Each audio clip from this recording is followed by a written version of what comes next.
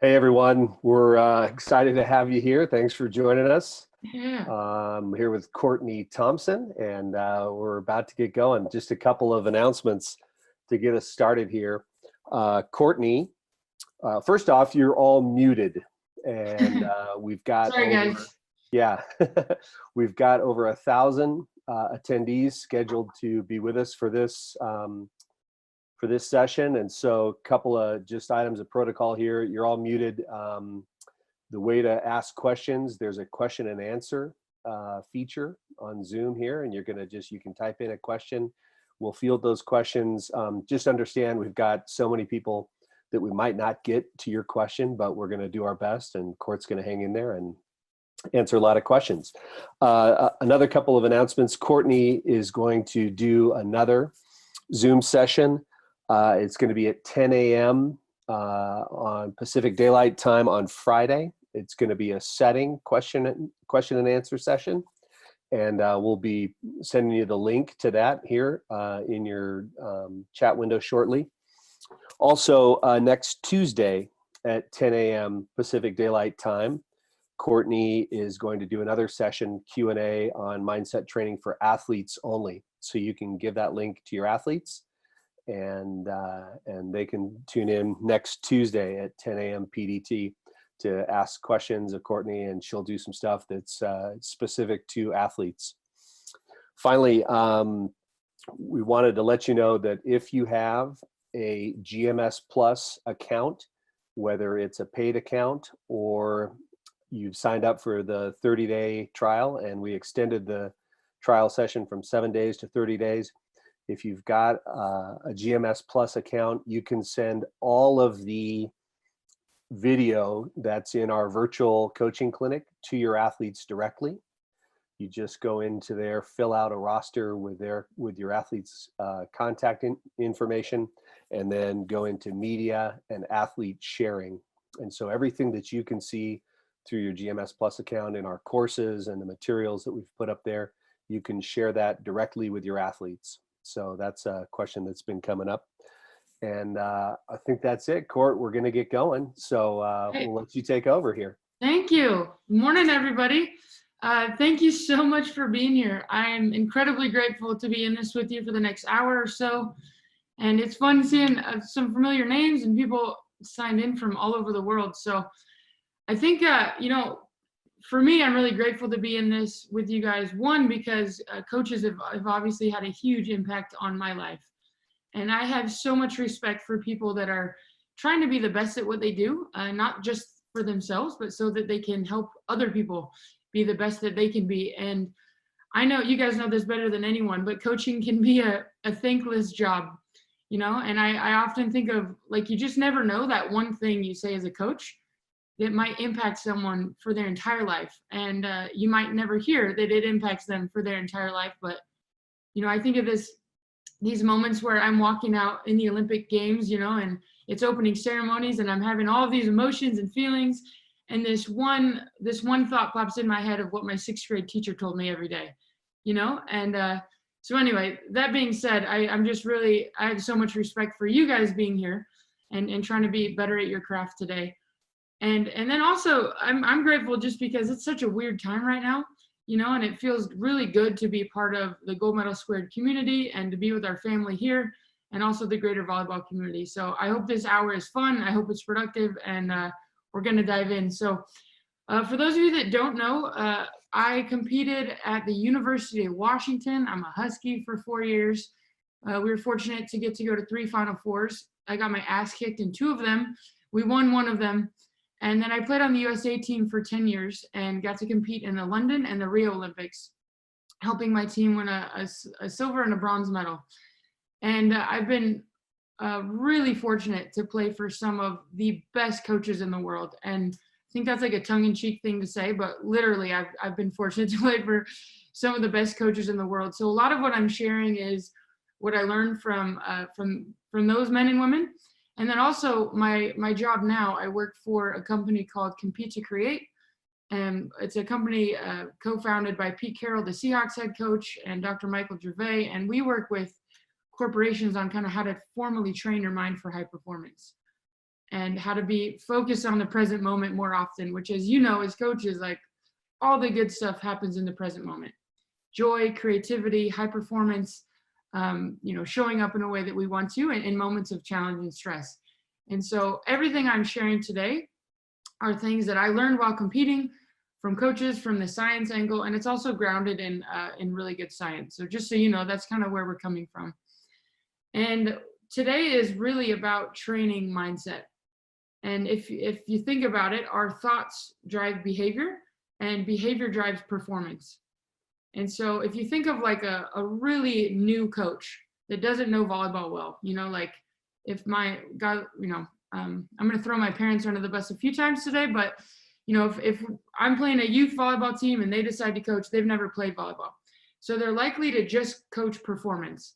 So if I miss a serve, it's like, oh, you served it too low. Like, okay, no kidding, so it's after the fact, talking about the outcome. And if you go up a little bit, we're coaching behaviors. So a coach might say beforehand, like, hey, keep your elbow up on this next serve so we can get, blah, blah, blah, the right angle. So that's coaching the behavior that's driving the performance you want. And I think if we go to the top of the chain here and we train thoughts, the best coaches that I've played for every single day are training the thoughts to be at a high level so that we can get the consistent behavior in any environment so that we can perform in a way in any environment. And that's really how we diffuse pressure. Is like, we get so good at this that I can be about it, that I can show up, that I can execute in any environment. And so my goal for this hour and for every time that I work with athletes or coaches is that they have the physical and mental tools that allow them to enjoy the pursuit of what's possible, so that they can have fun when things get tough. Because as you know, like, it's not if things get tough, it's just when. Like, challenges and stress will always be there. We know that as a world right now, we're in it, so can we apply these same mindset skills in any environment? So that's really what today is about.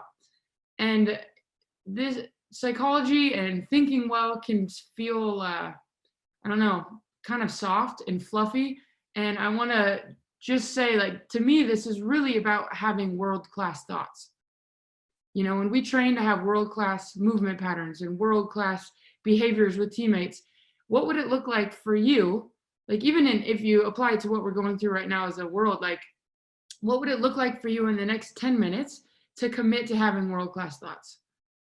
What would it look like for you in the next hour to have world-class thoughts? For the next week, for you and your family to approach this with world-class thoughts? And to me, that's the goal for a team as well. So that's kind of where we're coming from. And then one more thing before we dive in here, a lot of what I'm going to share, I think you guys know maybe better than anyone as coaches, and you guys are in the trenches in this every single day, working with people, trying to help them be their best. But a lot of the work that I do, one thing I hear a lot is like, it's one thing to know something, and it's a whole nother thing to be about it. And it's a whole nother thing to be about it when things are tough and when there's a lot of external noise and a lot of external pressure. And so I'm kind of fascinated by this question of, like, what keeps people from being intentional? Like, what keeps us from being the coaches we want to be day in and day out? And for me, I think it's fatigue. When we're tired, it's really hard to show up with fire and passion, and however we do that. I think it's fear, like, what will happen if this doesn't go well, or if I don't get this outcome, or my athletes don't get this outcome. And then the other one, I think, is just creating space to, like, reset and recalibrate and to get really clear on what we want to be about. And when we're clear on how we want to show up, what we want for our athletes, it's a whole lot easier to live with conviction. And so, this is a tough time for all of us right now, but I think the gift we have is that we have space to, like, to recalibrate, to reset, and to be really intentional. So I also think that's a lot about what this hour is going to be about as well. So I'm going to dive in here to a few ideas and then open it up for question and answer. And I hope you guys ask hard questions. Like, I don't want this to stay surface. Like, I want this to really hit the sticky points of these concepts and bring them to life. So yeah, that being said, I want to start with an easy exercise, this idea of, like, being intentional. So if you guys have a pen and paper, I hope you do. If not, you can just use your phone or notes on the computer. But I want you to draw a line down your paper. And on the left side, I just want you to write the 3 best coaches you've ever played for. When I say coaching, I think of that as like optimizing an interaction. So it could be a manager, a parent, a mentor, whatever. But I want you to write down the 3 best coaches you've ever had, and then why, next to them in parentheses, why you would put them in that category. And then on the right side of the column, I'd ask that you write the 3 worst coaches you've ever had and why. We'll take about, 1 or 2 minutes on this.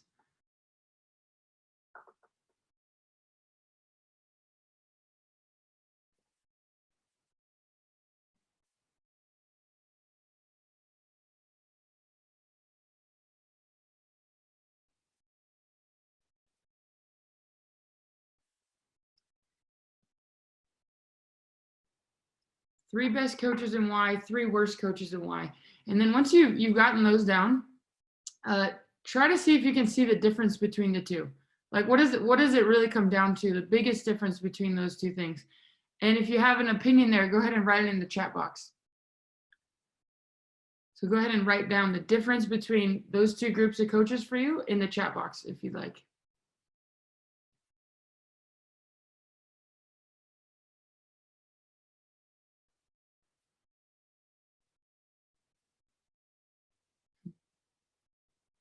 We got attitude, positivity, clear communication, personal connection, how they gave the info, so feedback, connecting, how they communicate, yeah, respect, being invested. Yeah, so we hear all great answers. Thanks, guys. Oh, this is fun to read.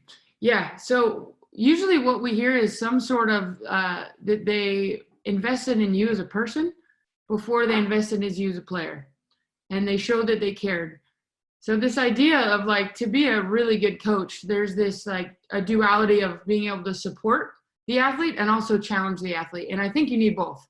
And some of my best coaches have been the most challenging to play for. But what set them apart was that they really invested in the support piece first. So if we contrast that to the what we put in the 3 worst coaches, it would be that they often challenge and push or talk about outcomes, talk about what went wrong, give you negative feedback without investing in you at all as a person. And so when we do that, we all know what that feels like. There's this like immediate like defensive thing that's going on, and we want to feel like people are in it with us, And so I like starting with that as just like I think we all want to be in that first column. And then maybe sometime later today, you can reflect on like, what am I saying and doing that's really living into this? And what am I doing well? And maybe what's one area I could do better to make sure my athletes know that I'm supporting them? And, there's a lot of opportunity to reach out right now and invest in some connections in that way that are really, these times of challenge are a great way to kind of calibrate perspective, and what's most important. And so could be creative doing that right now. So how are we supporting our athletes and loving them as people, getting to know them so that we know how to challenge them in moments and really help them, uncover what's already within them and discover what their best is. And then that leads into my next question of, I would ask that you write down, like, what do you want most for your athletes? And after this, we're going to dive into some mental skills, but I think this frames like everything we do as coaches, because this is really how we define high performance, how we define success in a sense. And there's some traps here, because it's easy to say, well, I want us to win a state championship. I want us to win a national title, which winning is way better than losing, always. And I got a bronze medal, and for some people started saying like, oh, bronze is the new gold. It's not. It's very much 3rd place. And I would have very much preferred to win a gold medal. So I'm in no means saying that, but there's also a trap if it's just about winning, but like the whole experience is shitty, and the team's walking on eggshells and it's uncomfortable or just not a fun experience. Like, is that what you want? And maybe it is. And there's no right or wrong to this question. And then the other side of that, if it's only about process, is it just about you? Maybe we're missing, when we see other people do amazing things, it kind of opens us up to seeing what's possible, and like, oh, well, if they did that, maybe we could do that. So there's also a benefit to looking sideways in a sense, or seeing what other teams are doing. And so I think there's traps to both, being overly into the process and overly into the outcome. And so I just want to create a little bit of space for you guys to get clear on what you're chasing day to day.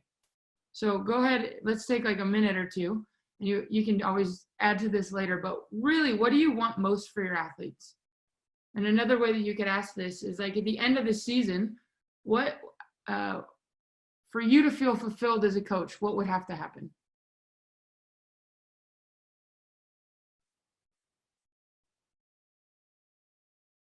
There we go. Some fun answers in the chat box. Awesome, guys.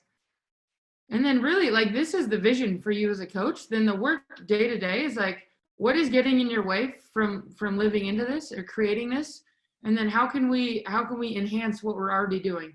How can we compete to move the needle even more?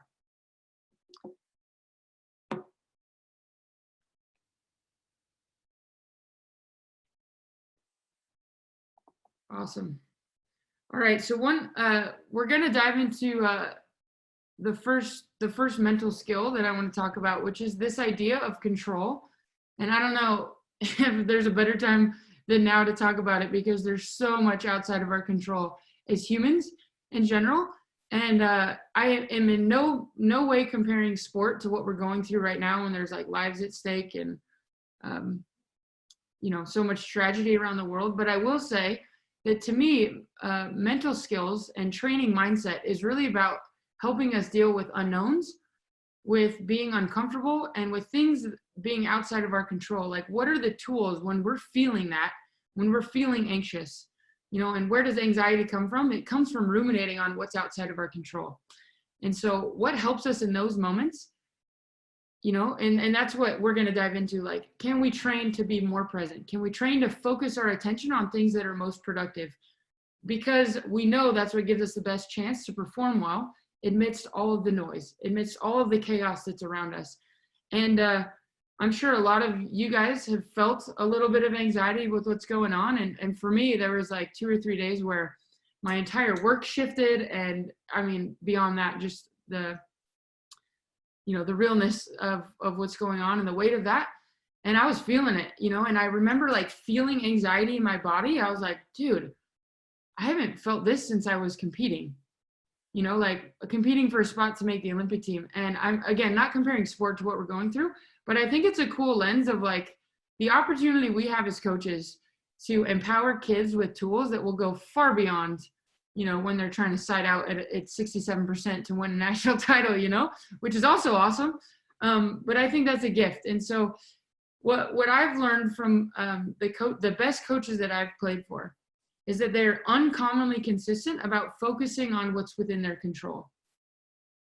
And so I want to dive into this idea of control. And then the extension of that is what I think the first filter of really good coaching is also control.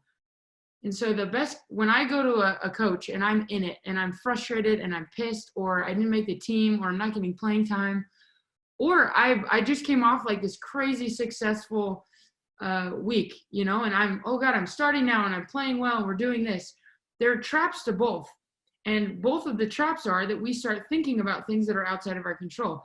Man, if I keep playing like this might happen. I might win this award. Our team could do this.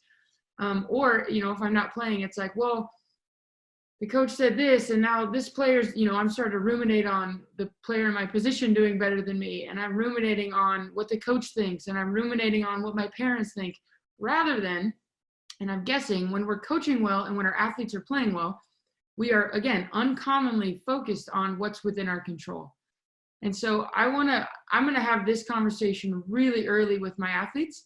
And I'm going to break it down as simply as this. I'm going to have them write a circle, draw a circle. And I'm going to say, I want you to write down within the circle, what are things that are 100% within your capacity to control all of the time. And there's only 4 things. There's our thoughts, It may not feel like we can control our thoughts, but we can. We have the capacity to control our thoughts, our attitude, our effort, and our behavior. So 100% of the time, you have the capacity to control our thoughts, our attitude, our effort, and our behavior. And I'm going to break it down as simply as this, because I also think this is really easy to say, and it's freaking hard to do when you care a lot about what's on the line, you know? And when what's on the line has very real consequences, you know, is whether it's for you and your family in a work setting, or for athletes, something they've been investing in for years and years, it feels like a lot. So how well can we stay focused on these 4 things amidst all of this noise? So I'm going to have them write down those 4 things. And then on the outside of the circle, and maybe you guys do this right now as an exercise, I want you guys to write down, like, as a coach, like the really sticky points for you, like the most challenging things that happen that what am I saying here? That get in the way of you focusing on what's within your control. So what are the things that are outside of your control that most often distract you? You know, so outcomes, this could be parents, I don't know, feedback you're getting, whatever those things are for you. Go ahead and write down, yeah, crazy parents, referees, yeah, for sure. Family dynamics, parents. So for me, you know, I'm guessing a lot of you are crazy competitive. So outcomes for me, like I say, I wanted to be about the process, and I know that intuitively, but when you lose 3 games in a row, it's like, all right, screw this, you know, now I got to win this next one. And there's a constriction that happens when we start to focus on what's outside of our control. Injuries, yep. Refs, lack of effort, yep.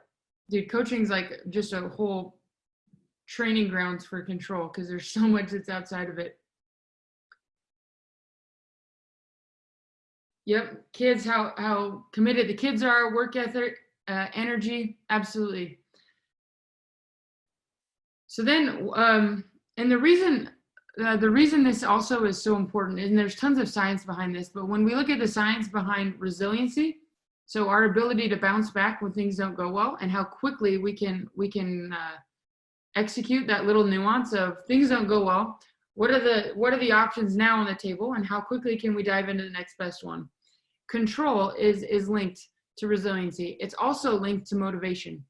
And so when your athletes feel like they have control over the situation, or that they can influence the situation, they're more likely to be invested, to be fully invested. So as coaches, it's like, all right, how can we help them stay focused on what's within their control? And that becomes kind of the name of the game.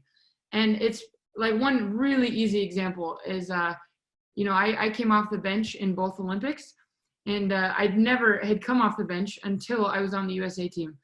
And I remember, you know, it's a whole nother skill set. And so when you get told, like, you're not starting, you're not going to get playing time, it is a real easy thing to just point fingers at, like, well, I should be playing, or I'm better than her for this, and my coach never likes me, blah, blah, blah. So if you think of an athlete that's ruminating on why it's not their fault that they're not getting playing time, and no matter what they do, it doesn't impact whether they will get playing time or not, they're going to check out. And then when we're anxious and we're frustrated and we don't have motivation, not only do we not work hard, but we create chaos within the team. And so I think this is important too, like when your athletes are going through something, whether they're starting or not, to be in it with them and help them, like, all right, what's the game plan? How can we work together here to move the needle for you to get what you want? And I'm in this with you, you know? So that's kind of the lens that we want to come from here. So I want to talk about the ways that we train control day to day, and then we're going to open it up for some Q&A. One exercise we can do that's similar to just the circle exercise, and sharing and like creating a language around this idea so that we can diffuse it when things get really tough, is just have them write a column. So if my team is particularly anxious, or I just hear kind of like, dude, we're talking about things that are outside of our control, you know, a lot, and we're getting anxious, we're getting nervous, I'm going to have them write a column, maybe as a team, maybe as individuals. I'm going to say, all right, on the left side, I want you to write, let's say they're particularly anxious about a tournament or a tryout or one game that's coming up. On the left side, what is 100% within your control that would influence this in a positive way? And write it down. Like literally, what can you do day to day? And on the other side of the column, I want you to write all of the things that are getting in your way of focusing on those things. So again, parents, referees, outcomes, crowd, I don't know, hecklers, whatever, coaches, playing time, blah, blah, blah. Get it out. No shame. We've all felt these things. And once they've done that, I want them to have some sort of like physical representation. So I want to have them rip off the piece of paper and crumple up what's outside of their control and throw it away. Or for young kids, I'm like, throw it at me, you know, whatever, or hand it to me. And I'm going to hold on to these. Like, these are my responsibility. I want you to be uncommonly consistent about diving into those things within your control.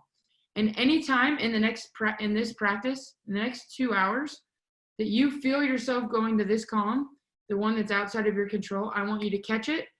And then remember, I'm going to hold that for you and just dive back into here. So this is like, when we talk about training movement patterns, this is training like neuronal connections, and we're rewiring our brain to focus our attention on what's productive.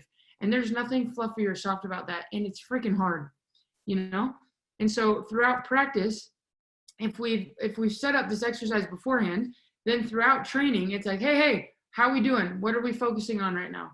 Where are we at? Let's reset. Let's make sure we're diving into what's within our control. So a column exercise is one thing we can do.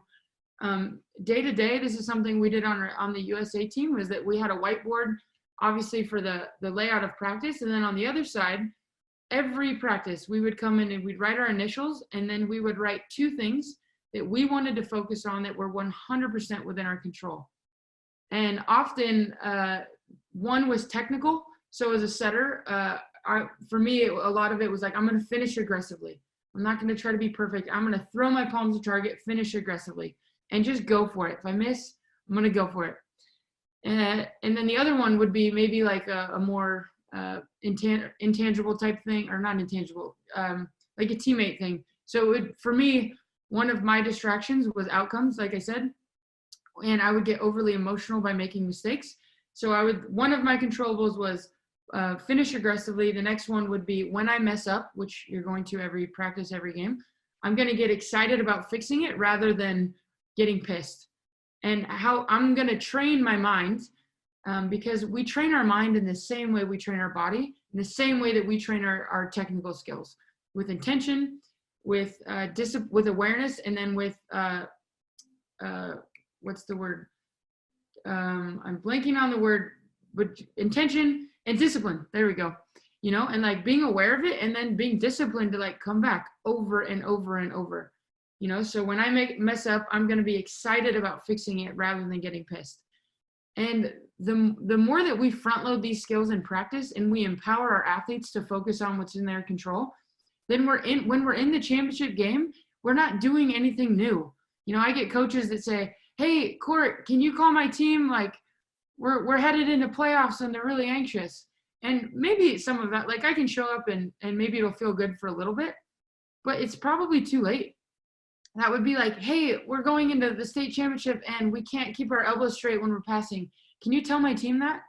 You know, so like training mindset is just the same as training our platform, just the same as training like squats, you know, or something in the weight room. If you can tell me how to squat and I can understand it, but I'm not going to get stronger unless I do it every single day or have some sort of training to do that. And so with coaching mindset, I don't think it takes a lot of time.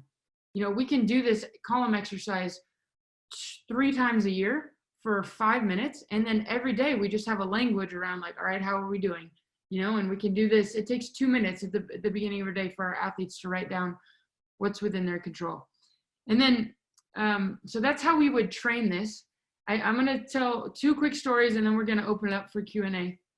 I'm getting all fired up, talking a bunch already. Sorry, guys. I just want to, so one of my setting coaches on the USA team was Tom Black. And so I told you that I think the first filter of like high level coaching is this idea of control. And how can we help our athletes stay focused on what's in their control? Not because you care less about the outcome or you care less about winning or their performance, but it's gonna, when we focus on what's within our control, our performance is gonna be higher. So this is investing mostly on like what's most productive. And as athletes, we get distracted by looking good or what our teammates think, or, winning and losing. So anyway, here we are. We're on the USA team. There's 5 setters in like the tutoring line. So we're getting reps before practice. So, I mean, we're on the USA team, right? So we have some ability to set some balls.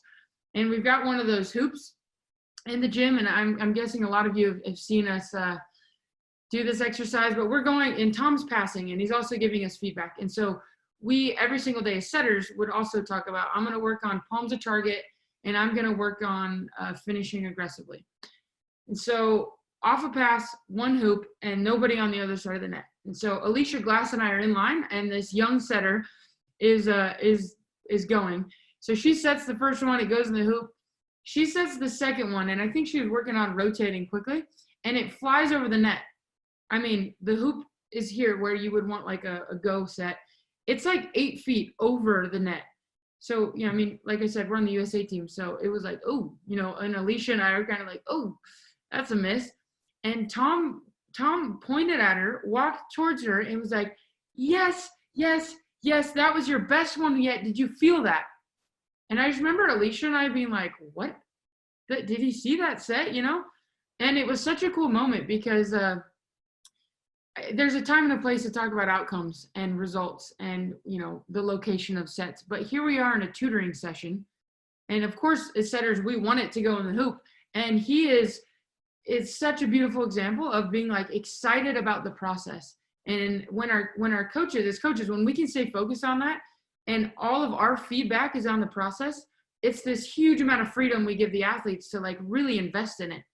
And when you look at motor learning and you look at growth mindset, it's real easy to say you want a growth mindset. It's a whole lot harder when you've made 5 errors in a row. How do you stay open to learning in that moment, after you've doubled 3 balls in a practice? You want me to stay open to learning, So that's where mental skills come in. So we got to train ourselves to do that. And as coaches, I think we want our feedback to be in alignment with that. So that's one story. And then I'm just going to throw my parents under the bus real quick, because I think, like I said, the best coaches I've played for, like are so black and white about focusing on what's within their control, to the point like, we fly to China and we get in at 4 a.m. and, you're on the plane for 16 hours and blah, blah, blah. Everybody knows if you've been on an international flight, all you want is a shower and a bed, and we get to China and the hotel's not ready. So for all, we start complaining, and Coach is like, hey, what a great opportunity to train your resilience. What are we going to do right now? What are we going to be about? Let's go to the gym, or let's take this chance and do this. We're going to get better from this. He doesn't even give a shit about that, or we get announced the pool in the Olympics and we're like, oh, this is like a big, and he's like, I don't care who we're playing, where we're playing, when we're playing, we're going to prepare in the same way. And here we go. So as coaches, like when you go to these tournaments and there's so much out of our control, it's just a nice calibration of like, what is your language around this? Are you getting excited about challenges that come up? Or is it like, dang it, we're playing that team again? And that's a big example, but I hear it a lot with coaches. And when I hear coaches like complain about something and then tell me that they want to help their team be less anxious, I'm always kind of like, I mean, it's all easier said than done, but I kind of grin. I'm like, well, maybe we should, think about your language, and are you getting excited about this? And if you're going to get excited about it, your team will as well. All right, real quick. I was trying to make my first Olympic team, and I was, you guys know how it works, but they announce it about a month before the Olympics. And so things are getting really heated and I'm getting more anxious. And so my parents, who are awesome and I love them, were wanting to help me more, and they were getting anxious too. So they were calling more, and they would ask things like, how's it going? Like, are you winning? What is the coach saying? Like, how's Alicia doing? How is Bergie doing? Like, how's Carly doing? All of these things that were outside of my control. And so what I was trying to do was focus on what I could control. And so these conversations would make me anxious. So it made me just not want to pick up the phone. And there was one day I'm driving to the gym, like a week before they announced the team. And I text my dad. I was like, morning, Dad, love you. And he wrote back, great day to kick some ass. And I was like, dude, come on. Like, just tell me you love me, like whatever. And so I called the family meeting and I was like, look, I know you're trying to help me. I appreciate it. I know we're trying to be in this together. if you really want to help me, these are the 3 questions you can ask me. You can call anytime and ask me, did I work hard? Did I have fun? Was I a good teammate? And anything outside of those 3 questions is distracting me from me being my best. And I'm anxious right now. I want to make this team, and I'm trying to put all of my attention on these 3 things. And so it was a cool moment. So, they would call after and be like, hey, what did you have fun today? And so I think as coaches, as friends, as parents or whatever, like, let's just, and it goes back to alignment with the first question of what do you want most for your athletes? Are your questions, is your language in alignment with that? Are you helping foster that? Or are you saying like, yeah, I want it to be about process. And then when they walk in the door, it's like, did you win? How'd you play? I don't know. So anyway, this is, again, that's not going to be the questions for everyone, but I do think it's a good thing to consider and trying to be in alignment with what you want to be about as a coach. So clearly I'm getting fired up. I've been talking too long. Sorry, guys. Let's open it up for Q&A around this idea of control or anything else you guys got. Court, we're back with questions here. Right. First off, for those of you that are watching, thanks again. You can ask questions in the Q&A feature, and you can go through the questions and you can upvote questions that you feel are relative to you, and you can see, and so we can kind of get to the ones that maybe have the most relevance to our group here. But one that's received a lot of upvotes here, Todd Clevenger from Oregon asks, what are your tips to forgetting your last mistakes? How are you able to get back in the game and being consistent after you keep making the same mistake? Yeah, that's a great question. I think it's training. Like, it's really about training where we're putting our attention. And so I like to frame it when I'm working with athletes is like, think of the best game you ever played, not, the most fun you've ever had, the best you've competed. And then think about an example. And I try to make it really tangible for them. Like, have them write these down. What's the least fun, the worst game you've ever played or whatever, ever experienced? And then I say, was in either one of them, in both of them, you had mistakes. In both of them, we made errors. What's the difference? And what's likely is that in the games that they had the most fun and played their best, when they made a mistake, it was just like, okay, cool, I'm going to fix it the next one. Or like, oh, I can do that better. And there's this like whole different energy to when we make a mistake of like, oh, dang it, I was so close on that one. I'm going to try this differently. And there's like a playfulness to learning about what you could do better and the opportunity to fix it. So we're focusing on like, what can we, the next play versus it's like, oh shit, I did it again. Every time this happens, what are my teammates thinking? Dang it. Oh, now I'm not going to make the team. If I don't make the team, blah, blah, blah. And we like go down this negative spiral. So the only difference in that is like how we're, where we're putting our attention, essentially. I keep saying that, but it's true. After we make the mistake. So we dictate how we do that. And so again, I think it's something you train.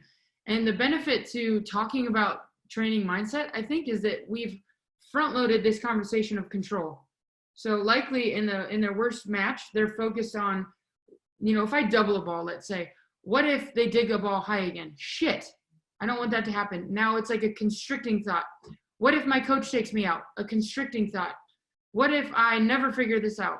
Constricting thought versus like, I'm gonna be so aggressive this next time. And so if we've had that conversation and we've trained it in practice, we have access to it in like these moments where, I don't want to say bigger moment because we make them big, but these moments that we care about a little bit more. So yeah, that's how I would go about that. And there's no magic. It's just like training a platform. Teach them, empower them to like reframe it in training. And that's how we get better at it. And that doesn't mean you can't be pissed about it. Get pissed, just do something about it. All right, Court, another question from Manny Johnson in Northern California. How do you work with athletes who have an inflated sense of worth? Kids who, despite stats and performance saying otherwise, believe they should be starting, or perhaps just managing expectations? Yeah. Chris, curious if you had something to add here. This is all you right now. Yeah. Yeah. Well, inflated sense of self, I think of like overconfidence. Like, so if confidence comes from kind of like how we're coaching ourselves moment to moment in our own inner dialogue, I don't know if there's a cost to having an overly inflated inner dialogue unless it's at the cost of how you're the kind of teammate you're being. So if that you're would be, Cord, that would be the only thing that came to mind is Yeah. like talking about mindset in the context of a team here, as well as maybe yourself. Okay. Yeah. So then to me, it's like what I would most want for my team is that they understand that they dictate their own experience. So when something doesn't go well, helping them understand what about this can you control? And even if it's like, look, these are the stats and you aren't going to start this game, or these are the stats and regardless, I'm the coach. So I'm choosing this and you're not happy. I get it. This is like, and helping them come up with a game plan, and then at some point, if it's just their attitude in that, like you actually can't control that. But I'm talking about, maybe I'm talking about attitude every day. And I'm asking my team, like, hey, what are productive behaviors as far as attitude? What does it look like? And what does it look like to not have that? And what do we want to be about? So now we're kind of giving it back to them, and maybe I'm overly celebrating people that are doing it in a way that I want it. I want to be about as a coach, as a team, and creating culture.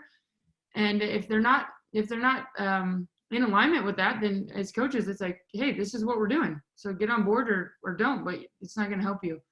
I don't know if that answered your question, but well, and Courtney, I think it underscores the importance that you talk about often of front loading a lot of this, and trying to solve some of those problems in the moment is so much more difficult if you haven't had the conversations that provide context way ahead of time and worked on that context way ahead of time about, hey, here's who we are as a team. And this is something that we've got some foundation to build off so that when these individual issues crop up, we can go back and reference all of this previous work that we've put in.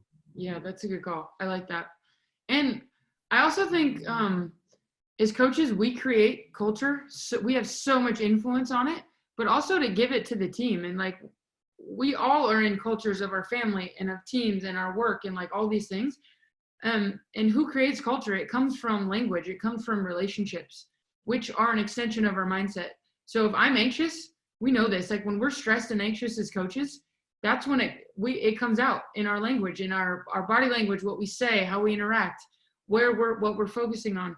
But telling the kids too, like we're all creating our culture. So I like that point Chris said, like, can we be intentional about it up front?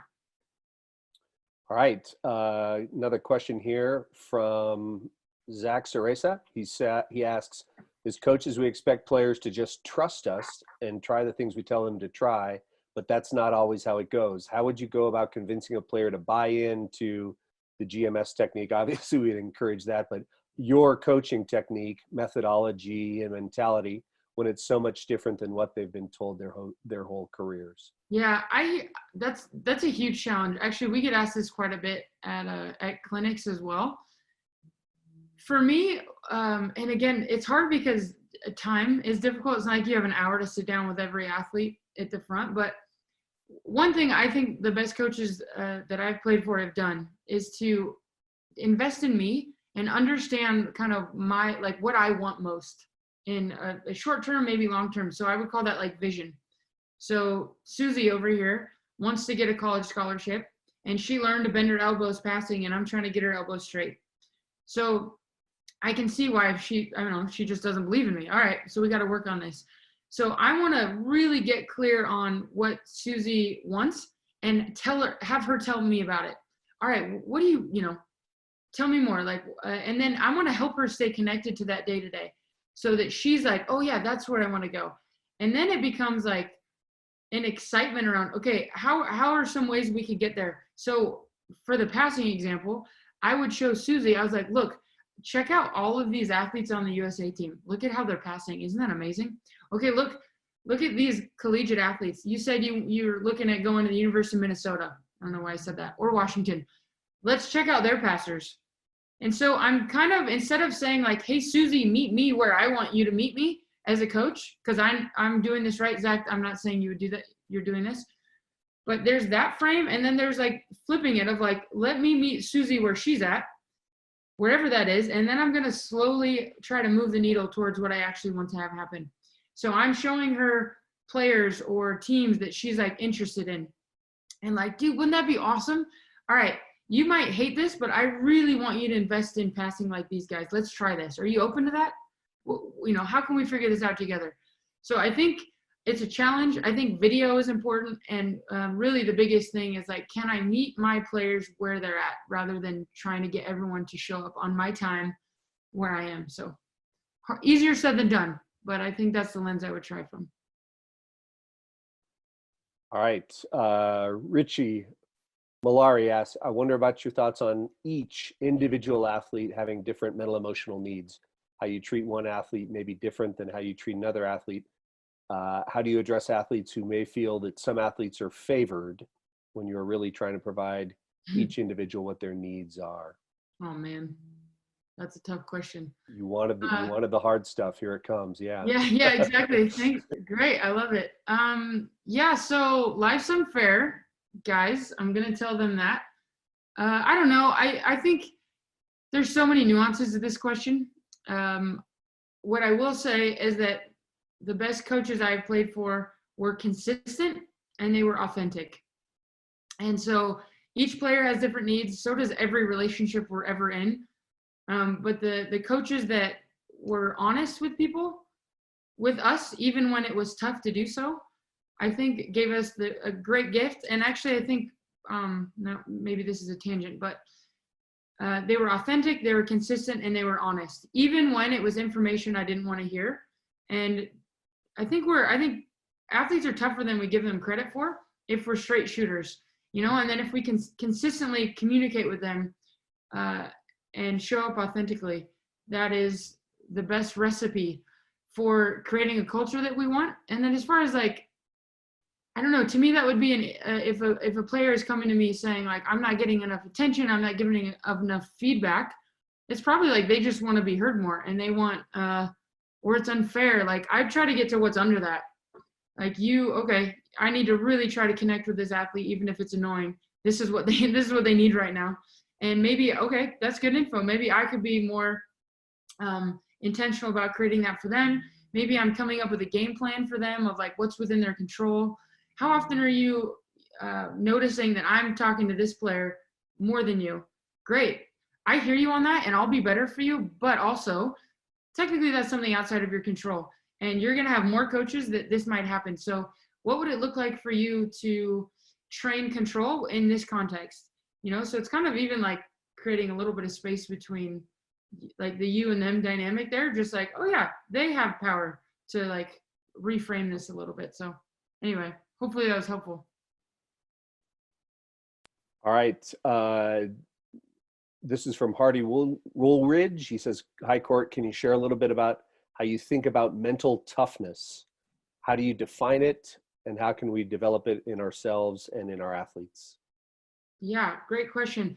I hope that we get to do this next week and the week after and the week after, because I think mental toughness is so layered. And there's probably like 6 of these, like control is one. There's probably 6 more that I would want to really bring to light. But essentially, I would define it as how people bounce back when things don't go well. I mean, and that's like, if you look at any team that's fun to watch, or like everyone loves the underdog story. Why do we like the underdog story? Because it's like, holy shit, how did they stay in that? Most humans would have given up way before that, or written it off, or complained about what was outside of their control. Like, oh well, we didn't get lucky. Oh well, I guess the coach didn't like me. I should just quit. I'm not going to keep going. And the people that are most mentally tough, I think, stay focused on what's within their control, even when there's like tons of noise and chaos. And yeah, so essentially when things don't go well, how quickly people can reassess, again, I say this a lot, reassess the options available, and then quickly choose the next best one and go at it with the same amount of fire and passion that they did, before they had the soul crushing event that didn't go their way. Like even like we lost 15-13 in the semifinals in the Rio Olympics. So when you've invested 20 years of your life to try to reach this dream, in that moment, can you feel it? Can you like grieve it? Can you get pissed or sad, whatever? But then also think clearly in that moment of like, all right, what are the options now? And can I show up in the bronze medal match with fire? And not everyone's going to go to the Olympics, but it's the same exact thing, I think, at a junior level. And it's the same exact thing now, like in the world right now. It's like, like tons of people are in challenging spots and will continue to be for the next however long, but at some point, this will be over and we'll look back and like, what was the story we told? What did we experience with our families? What was our own inner experience in this time of challenge? And the same thing with volleyball.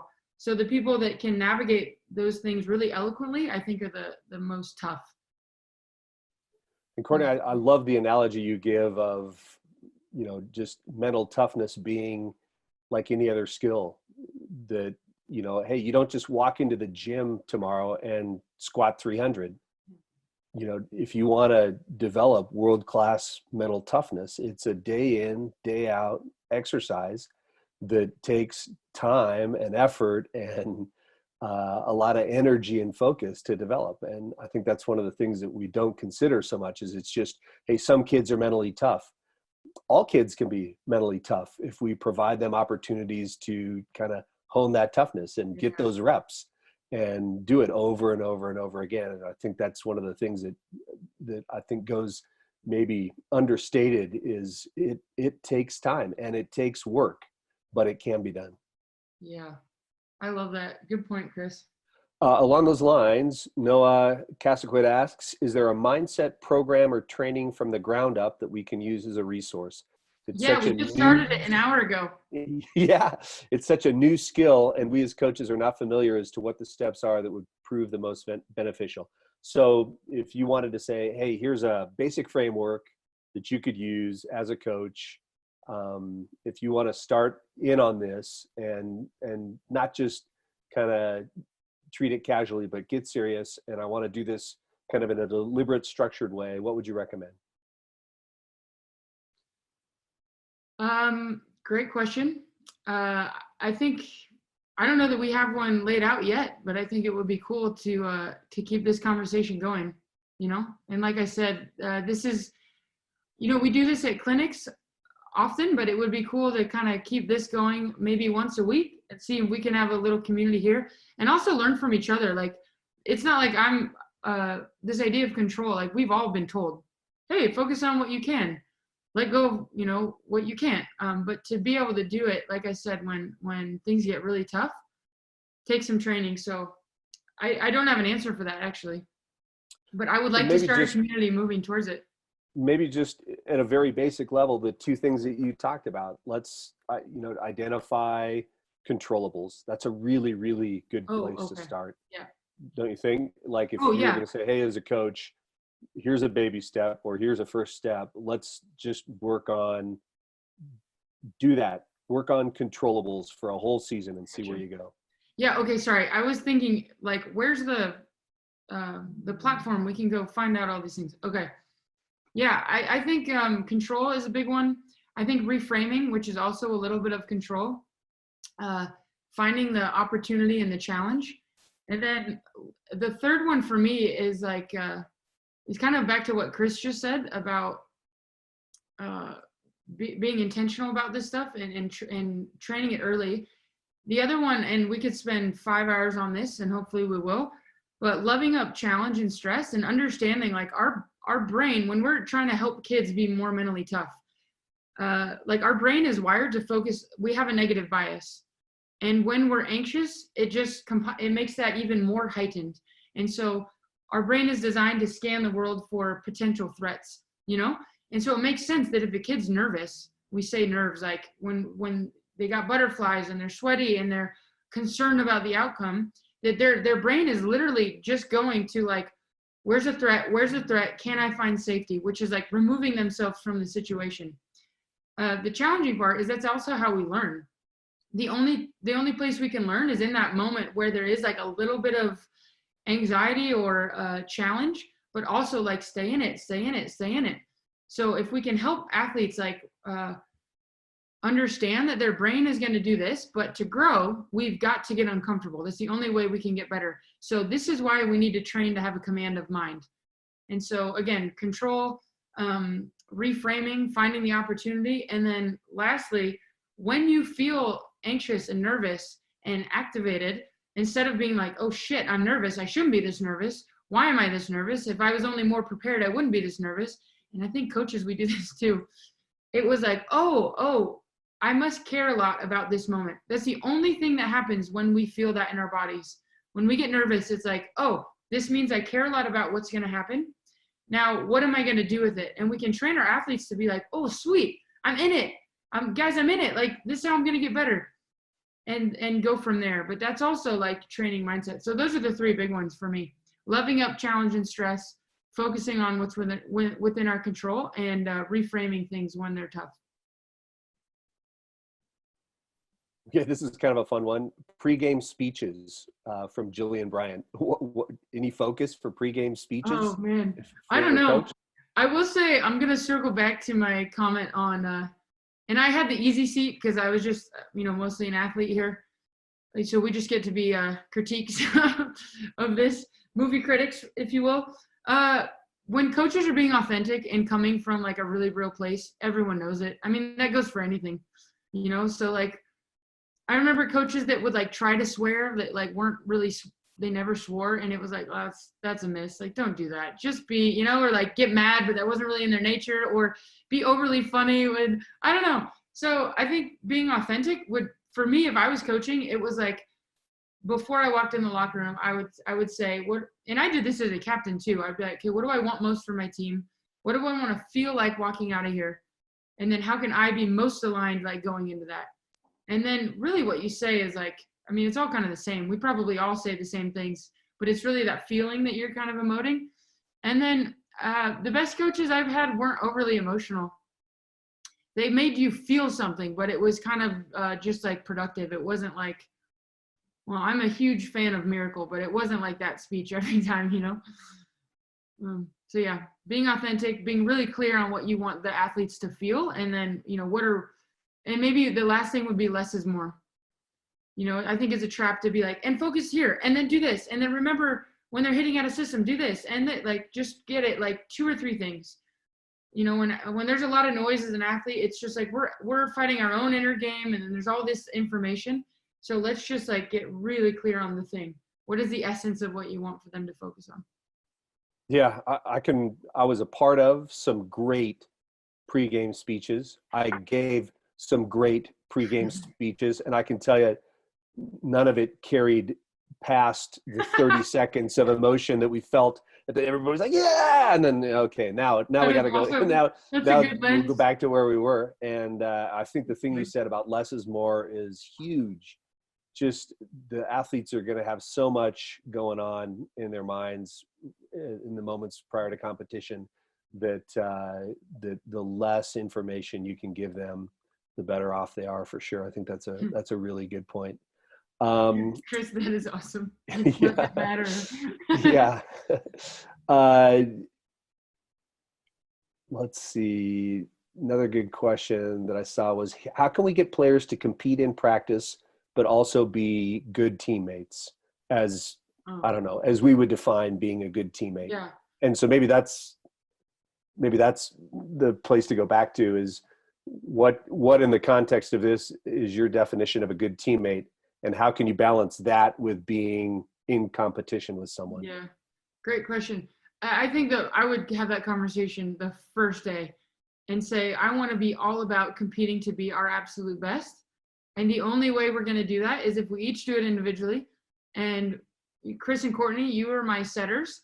And Courtney, the best thing you can do to help Chris is to try to kick his ass every day. And you're going to do that by being the best that you can be. And Chris, the best thing you can do for this team is try to be the best that you can be. And so I think creating space for that a little bit is important, clearly defining that. And then like, there's always a weird, like within teammates that can be tough. But I also think that's a culture thing that you can create. And I remember on the US team, obviously, like, you have the Olympics on the line. There's some gnarly relationships that can happen or not happen, when you're competing for a spot. And I remember telling Alicia Glass, I was like, I want to be the best setter in the world. And if I'm not, and I wasn't, by the way, I never got there, but I wanted to be. And if I can't be, then you better damn well be. And I'm going to do everything I can to kick your ass every day because I love you and I want this team to win a gold medal. So we're in this together. And if you can kind of give your athletes language around that, and like, guys, there's like a natural sticky point to this, and it's whatever, but this is how I want us to approach it. How cool would this be? And it's not, and also when you're, as an athlete, when you're in the trap of comparison and you're in the trap of like, she's getting more reps and she's setting better and the coach is talking to her more, blah, blah, blah. It is a miserable place to be. So I don't think your athletes actually want that more than you do, you know? So I just think they don't have the tools or the skills or the knowledge or the language or someone to talk about it with. So we can create that as coaches. Now there's going to be some misses, but that's fine too. I also remember I had a meeting with Karch once and I was really pissed about not making a roster. And I was usually pretty respectful and especially, I mean, Karch, you know, he's like the greatest guy ever and an incredible coach. And, but I remember I was so angry and he goes, let me have it. And I was like, no, I should probably just say the right thing. He was like, let me have it. And I was like, I won't tell you what I said, but there's a lot of swear words. And I was like, and this is bullshit, this, blah, blah. And he created space for me to just have that. And then he was like, Court, I love your fire and this team needs your fire. So please keep that. This is what we're going to do. And then like we were in it together and I was like, huh, he just like mindset ninja'd me. I feel better, you know? And like, so I think letting kids own that they're pissed they're not playing or they're not getting what they want and they're not playing well, that's fine. Let's use that and let's, you know, use it to something that's more productive. All right, I like it. Tom Begley asks, did you go back at the end of practice and judge how well you did on the focus areas that you were concerned with, or let other players say how you did? I'm not a big fan of letting other players judge their teammates' performance in those things, but I am a big fan of some kind of systematized self-reflection. How about you? Yeah, great point. And thanks for asking that because that was the entire point of why I said it and I forgot to wrap that up. Yes. So if on the US team, we wrote those on the board before practice. And then in every time we got to the whiteboard, we would talk about the last drill, talk about the next drill. And then Karch would usually choose like 2 or 3 athletes to say, hey, Feluca, how are you doing on your controllables?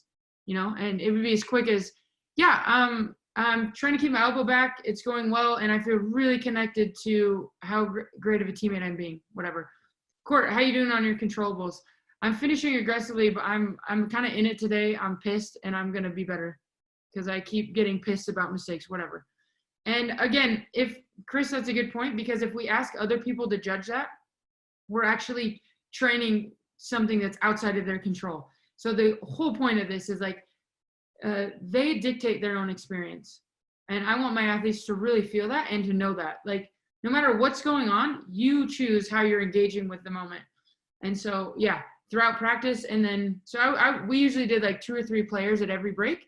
And then at the end of practice, you know, and maybe it's like, hey, as a team, there's a lot of noise about, you know, your parents brought the wrong Subway sandwich, or you know, we're playing in the toughest pool. And again, we're at the worst time during the tournament. And I hear you guys, there's a lot of mumbling about that.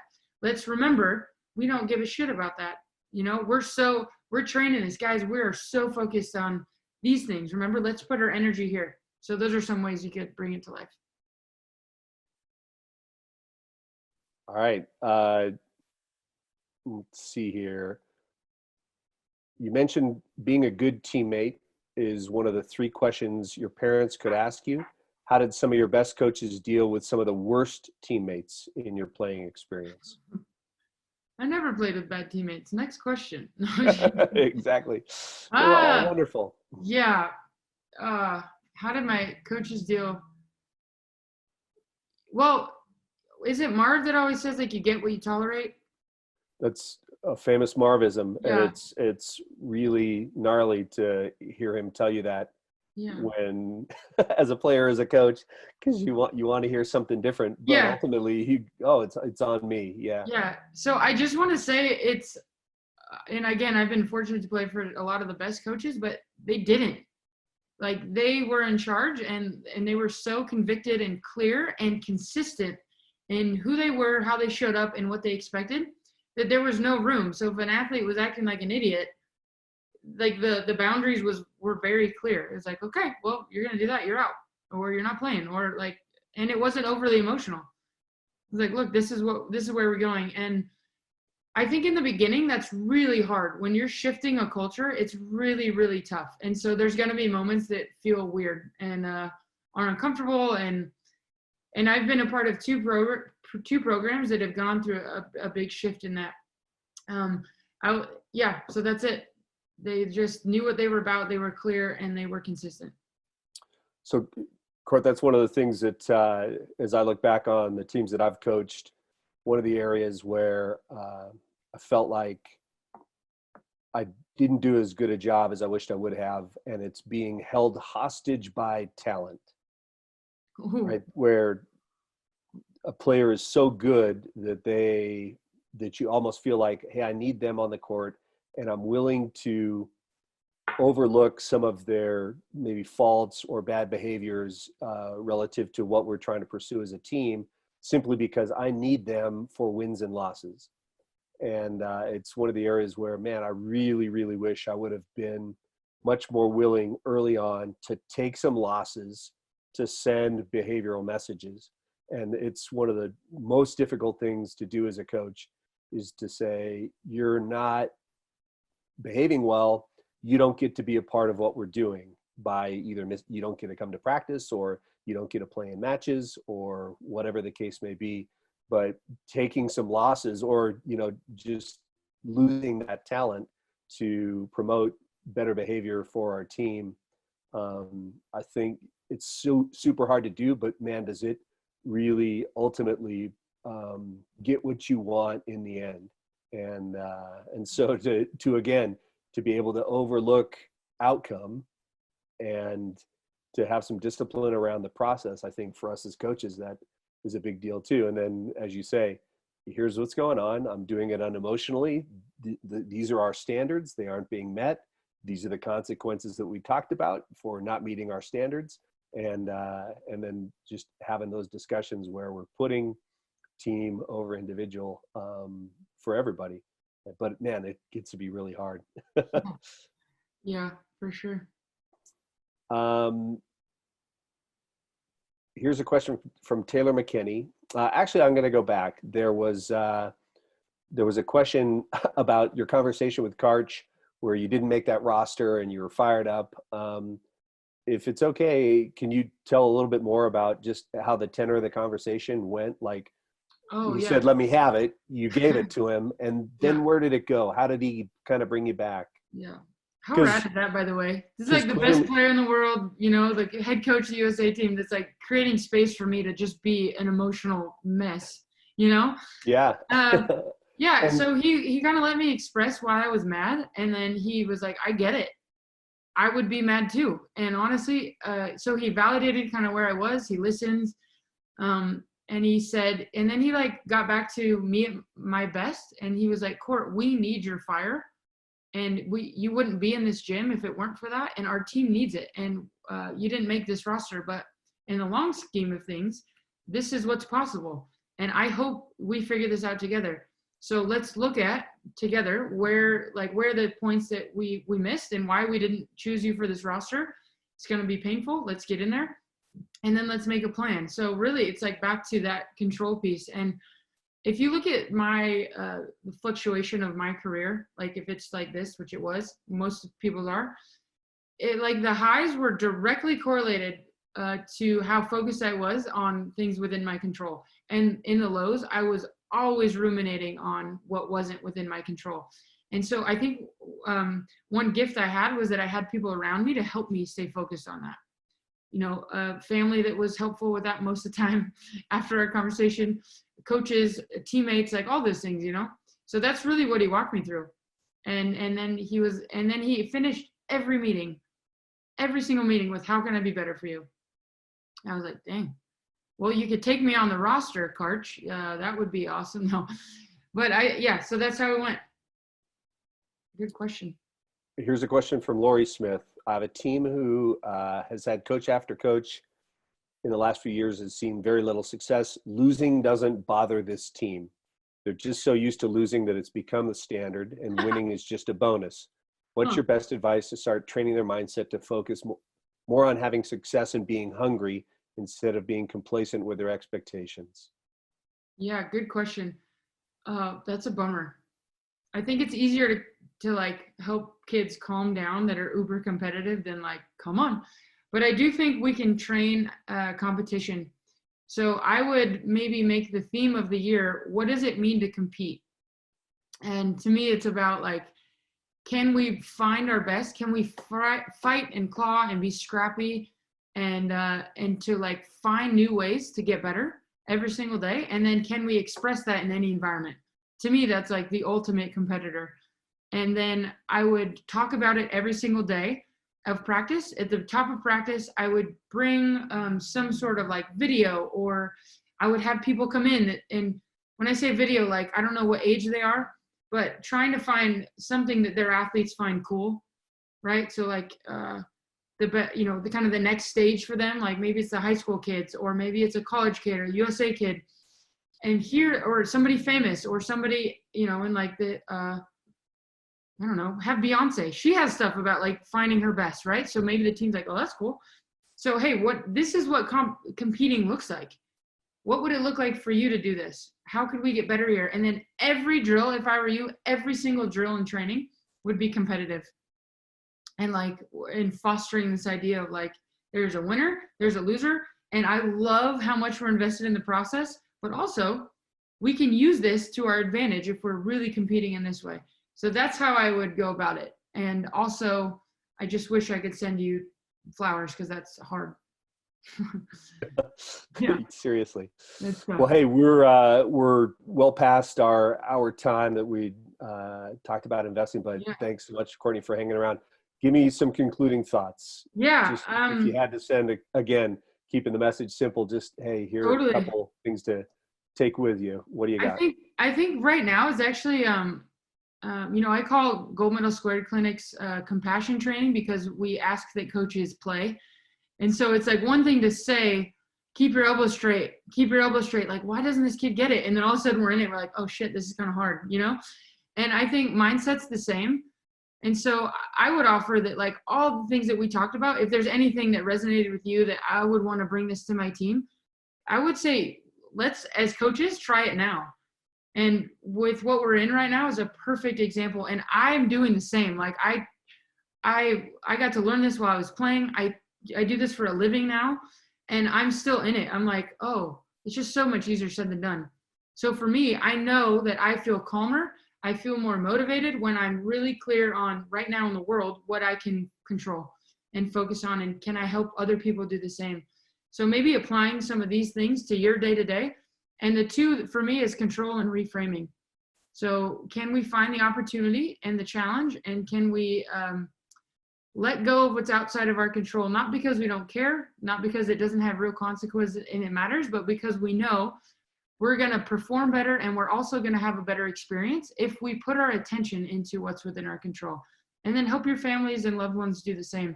And I know like Chris and Mike and Dave, like we're all in this together trying to help each other do that as well. And I guess I just want to finish by saying thanks for being here. I don't know. I don't know if everyone has more time right now because your kids are home and you're asked to work likely. But I'm just grateful for our community in a time like this, and for what we're all about here at Gold Medal Squares. It just feels good to be able to talk about these things and be in it with people that care about the same thing. So I'm grateful for Chris and Mike and Dave for creating space today, and for all of you guys that showed up. So wishing you the best, and hope to see you next week. Yeah, couldn't have said it better. Thanks so much for being here. And Court, thanks so much for your time. Just a reminder, Courtney is doing a question and answer session on setting in the same format. It's going to be 10 a.m. PDT on Friday. And then next week on Tuesday at 10 a.m. PDT, she's going to do an athlete-specific version of this same conversation. Yeah. So you can send this link out to your athletes, and they can get that going, and same kind of environment where Courtney's answering questions about mindsets specific to athletes. And thanks again, everyone. And really appreciate your time, and lots of love to everybody out there. Thanks, guys. Have a good one.